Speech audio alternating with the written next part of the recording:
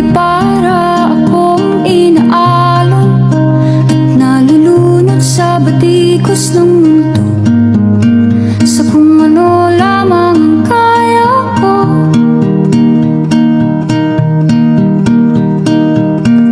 Bigang-biga na sa mga problemang di masolusyonan agad, parang wala nang bukas.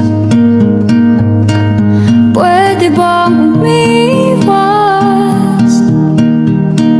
Hinahanap ang sarili, ngunit di nakakayanan sa ligaw na dinadaanan ko. Saan na to patungo? Saan ako patungo?